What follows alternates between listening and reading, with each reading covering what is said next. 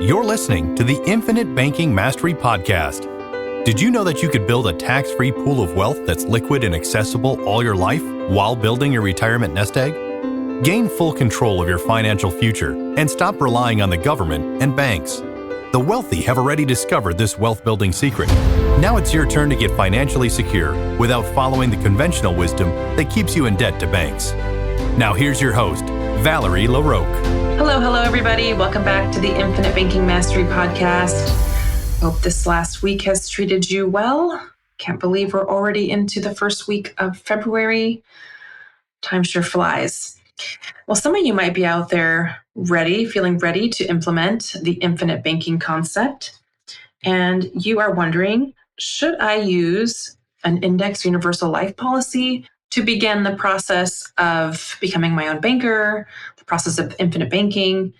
For those of you who are looking to become your own banker and are hearing a lot about index universal life policies, or IULs for short, I heard a podcast recently from some fellow IBC practitioners who have a podcast. They practice in Canada. Their names are Jason Lowe and Richard Canfield. They do a very good job. They interviewed an attorney named Robert Reichard, who is an experienced litigator and has been dealing with hundreds of lawsuits from clients who have funded millions of dollars into IUL products and then lost tons of money. This attorney has actually been featured in the Wall Street Journal and the USA Today. Now, those clients that he's talking about that has lawsuits for, it sounds like some of them may be premium finance cases where people are getting large bank loans to help supercharge the premium for a certain amount of years. And oftentimes with these types of policies, agents are suggesting or advising that the client, can stop funding the premium at a certain time. And that's where it gets dangerous. Usually the certain time would be around retirement years, right? When you don't want to pay the premium anymore, you want to start taking money out. And that's when it gets dangerous, especially dangerous, I should say, when they are stopping the premium, when at that time, usually you really should be paying more premium than you were paying for your life thus far. This attorney says that the problem is really that IULs have been sensationalized. These products are taught to be super exciting. And when you're newly learning about them, they really are exciting. And they certainly captivated me in the beginning of my career. I ended up owning 6 of these policies. Having just come from a large broker dealer, having been investing money for people right after 2008 and the market crashed down, that's when I came across my previous manager who brought me back into the industry. Because he's saying, "What are you doing here? Working in assisted living with all these licenses?" And I said, "Oh, no, I cannot do that anymore. That is too dangerous." I was working with all these advisors and not a single one of us helped anybody not lose roughly 40% of their investments. And so I don't know how I'm going to help people by telling them we're going to reach this goal when really I don't have any idea what's going to happen tomorrow, and neither does anybody else. And then he shared with me the world of IULs, which at the time I was just mesmerized by because it was very exciting to learn of a product that had a 0% floor. So in the next market downturn, you wouldn't lose any money. And then also had a cap that was higher so that you still have the opportunity to earn up to a certain percentage. All sounded super great after that whole catastrophe with 2008 and the huge market crash. And I just thought, yeah, this I can help people with, this I can stand behind. And that's before I fully understood how they worked. As I continued in the industry and learned more how they worked and then learned about infinite banking and whole life, it became obvious to me that they were more dangerous and how you really have to be careful with the funding and really how the guarantees on that contract were just meant to protect the company as opposed to the client when it comes to whole life. Whole life is meant to protect the client. It's designed with guarantees to protect the client, and universal life is designed with guarantees to protect the company because they are turning over the risk to the client, the investment risk. I mean, it definitely does sound pretty great to be able to earn the upside potential of the market without any downside risk.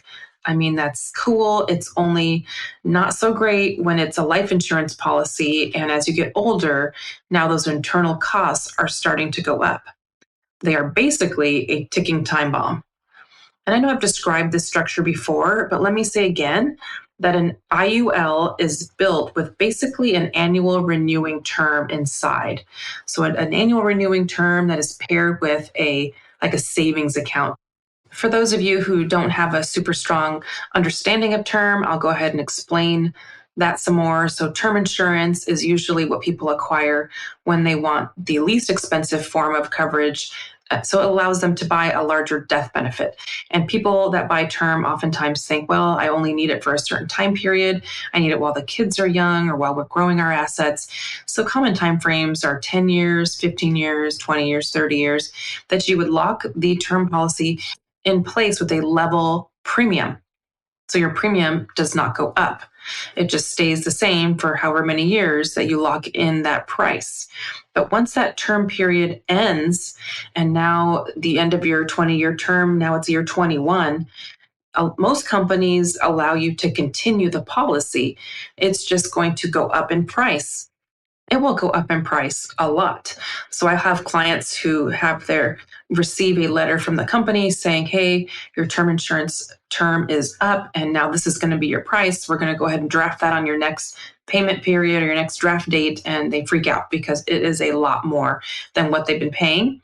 And then each year thereafter, it continues to go up. So it just keeps going up every year. And the older you are and the closer you get to passing away, just the older you are, the more expensive that term insurance becomes, and it becomes totally unaffordable, at least for most people. Some people who have the term in place and then are uninsurable end up feeling like, well, I have to keep this policy because I can't get another one and I'm already not doing well. So they end up having to spend a lot of money to keep that policy in force.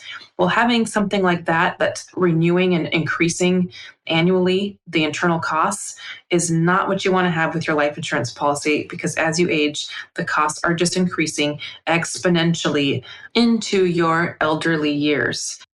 Robert Reichert calls a universal life policy a complicated term insurance policy with a chassis of very expensive riders.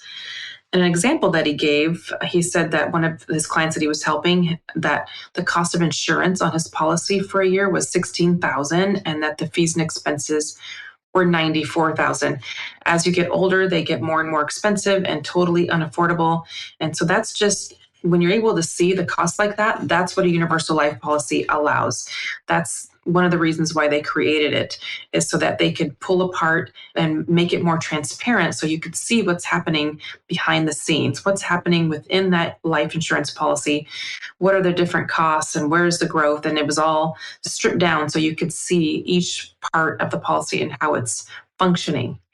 And with that process, they are turning over, like I said, the investment risk over to you and letting you choose how you'd like the money to grow, or what strategy or what indexes you'd like to follow to grow that money. Whereas for a whole life contract, the insurance company retains the investment risk, the risk of growing your money. And for me, I would much rather turn over that investment risk to the company, let them grow the money, and I'll just take the guarantees and the dividends. Thank you. Take over what you're great at doing, and I'll just sit back and enjoy my guarantees and protections. So yeah, he was giving examples of people paying premiums for, say, 5 years and then being told it's fully funded, when again, how could it be fully funded when the cost continues to increase? And if you're not paying a premium anymore, where are they going to get that increased premium from, or that annual premium to cover that annual increasing term that's inside of the contract? They're going to get it from your cash value. And so he gave an example of someone who believed their policy was fully funded and then went to take their first policy loan and ended up getting a letter from the company saying, hey, you need to send in a $90,000 payment or your policy is going to lapse. And he's just seeing these stories over and over again. It's really sad. The attorney said that he actually expected there would be a downtrend after litigating over 300 cases over a 4-year period of time up until 2022, but he hasn't been seeing a downtrend. In fact, there's just been more and more people buying IULs, and it's becoming even more popular of a product. And so he says, how can consumers be aware and protect themselves? Some red flags that he said you could be aware of. He says people that are, or agents that are recommending you to put 100% of your investment portfolio into an IUL, This is definitely something that advisors and agents are advised and prohibited from doing. They're advised against doing it. It's even become a question on the life insurance application. Are you using retirement funds or qualified money to open this policy? They don't want us giving that advice. Certainly, if that's something you just simply want to do, you just want to move some of your money into life insurance, that is completely up to you and something that we cannot advise for you to do. But he's just saying, people that are saying, oh, close out your 401k or whatever and move it all into this, he thinks that's a warning flag. And it's probably because they're saying, well, this account here, it's very similar to what you're doing and it's just got a floor and you're more protected. But really, it's a scary thing with the increasing costs over your lifetime. Some questions that the attorney suggests you can ask the advisor. One would be, what are you licensed to sell? What licenses do you hold? Or how do you get paid on this product versus another product? Now, I am fully licensed to help people in any area. I have a securities license. I can help people in the market. I can help people with annuities, life, disability, long-term care. I can help people in lots of different areas. And so I just find that from all I've learned in all these years, that this is just really the most powerful concept and something I think all people should learn and know, even if they can't do it or aren't sure they're going to want to participate or become their own banker. I just think it's a powerful enough thing that they should learn about it and have that option. I think it's foundational place to house money. So you have something that you can count on, something guaranteed, something that will be there when you hit your retirement years, as opposed to completely at the whims of the market, ups and downs. Now, certainly, if you just are drawn to that unlimited potential for growth, like you can have in the stock market, and you're not so worried about losing money or the downturns or a 50% crash in the market, then by all means, you should do what's comfortable to you. This is just something I love to teach. Out of all the things that I help people with, this is my favorite thing to teach and to help people understand as a foundational asset and place to house your money, place to store your wealth, store your cash, where you're going to have that guaranteed growth and guaranteed protection for your family. I actually don't consider you being truly diversified unless you have some money that truly works, is able to grow regardless of market upswings and downswings. I think if you have, no matter how diversified you are in the market, that having all your funds in the market is definitely not diversified, because everything is within the stock market, whether stocks or bonds. In 2008, everything went down. It didn't really matter what you were holding. And so I feel like this is a true way to be able to diversify and protect a portion of your assets. Another thing you should watch out for that this attorney mentioned was actually an agent in Washington, my state, who was encouraging clients to buy IULs from them and then take policy loans to buy a second IUL. This is definitely something that's not recommended, and the insurance companies definitely don't like it. That's a question on the application as well. Will you be using funds from a policy to fund another policy? And I wouldn't want you to start something that's unaffordable. You don't want to start a second policy and then be struggling to afford them going forward. And you certainly don't want to be using one policy to fund a second policy. That's just not a great way to build your banking system. Another thing this attorney has seen is agents recommending people to go out and get a home equity loan and then use it to fund your IUL premiums. And that, of course, that's not allowed by any carrier. Agents, though, they're doing it over and over. This certainly would be a problem if interest rates start to rise like they have been. People could lose their house, their investment, or what they think of as an investment, because remember, life insurance is not an investment, it's an asset. And also they could lose the coverage or the protection for their family. How truly terrible to lose your house and the fund that you were planning on using in retirement and the death benefit that was meant to protect your family. Now, certainly if you already have a HELOC and you have a whole life policy and you're having a rough year or something, and you understand the ramifications, what is going to happen when you take a policy or take a HELOC, money from the HELOC, and then use it to fund your policy. I don't think that's a terrible thing. I think it's okay as long as you understand what you're doing and that the interest is going to increase on your HELOC and that it's all affordable. And it is possible to turn around and use your life insurance policy to pay off that HELOC loan. It's not recommended, it's not advised by any insurance company to have agents out there telling people, go out and get a huge HELOC, and then we're going to use all that money to fund into life insurance. It could certainly be dangerous in an increasing interest rate market. And oftentimes people aren't considering how they're going to be able to afford the increasing HELOC payment. This is actually one of the reasons that now there is a new constraint when starting a whole life policy where they are looking at your income and only allowing a certain percentage of your income to be funded into a whole life policy or any life insurance policy, because people were doing this on a large scale and people were funding really large premiums as compared to their income. And so the insurance industry put a kibosh to that. They said, sorry, no, you cannot continue to put in really large premiums. How does that make sense? When your income is only this much, we know that you're getting it from somewhere else that you're not supposed to be, or at least in their viewpoint. And so that's one of the reasons we have this new constraint. A real bummer, actually.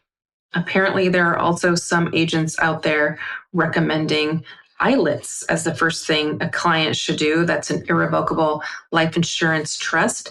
And then they're setting up a trustee who does not own the policy or not the beneficiary. And then they're trying to illustrate policy loans being pulled out for that policy owner later down in life. But you can't do that. You can't have it into this irrevocable trust and then have the person, the grantor, the policy owner who initially opened the policy pay out distributions to that person, because now the trust owns the policy. According to Robert Reichert, the attorney, whole life insurance is a complex product built by actuaries, but actually is a very straightforward product, whereas IULs have too many bad surprises in them.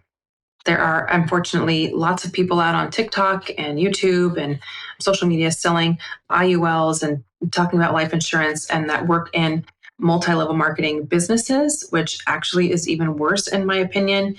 Unfortunately, people who join these types of companies as agents, these multi-level marketing agents for life insurance, they usually don't know a darn thing about what they're selling or what they're helping people with. And oftentimes their uplines don't know either. This is a super high turnover industry, and that before you know it, they're just out of business altogether. When I started in life insurance, I actually started off in one of these multi-level marketing structure type businesses with Primerica, who had a multi-level marketing style where you build a team and all of that, and you go out and help people. Their whole thing was buy term insurance and invest the difference.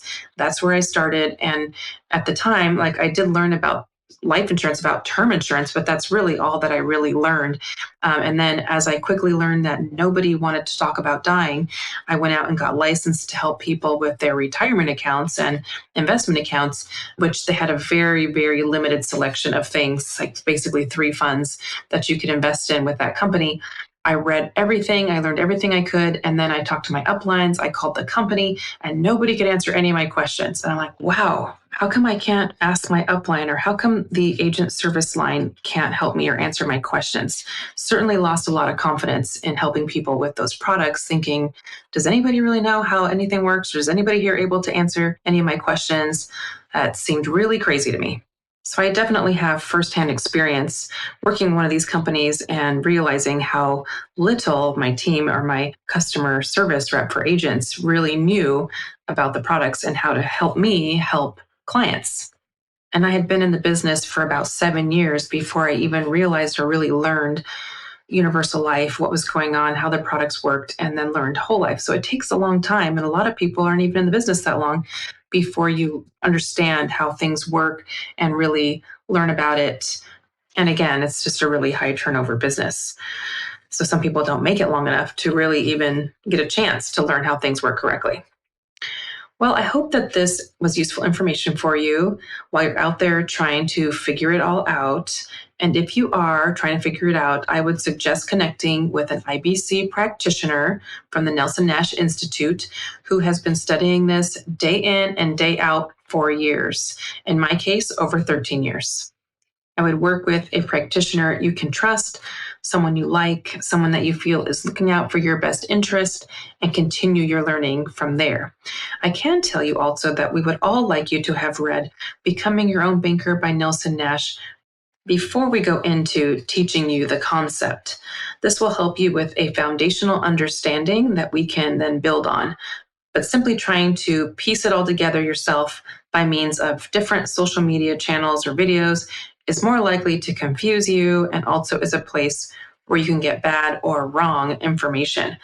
And companies, insurance companies, are not the ones teaching agents how to do this.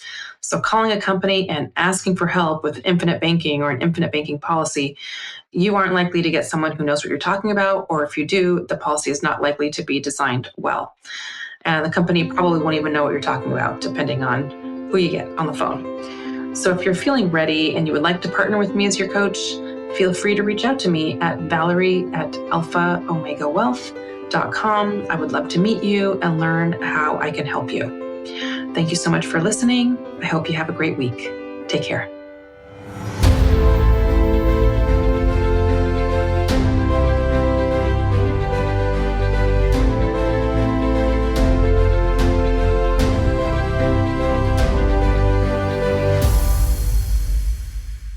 This is thepodcastfactory.com.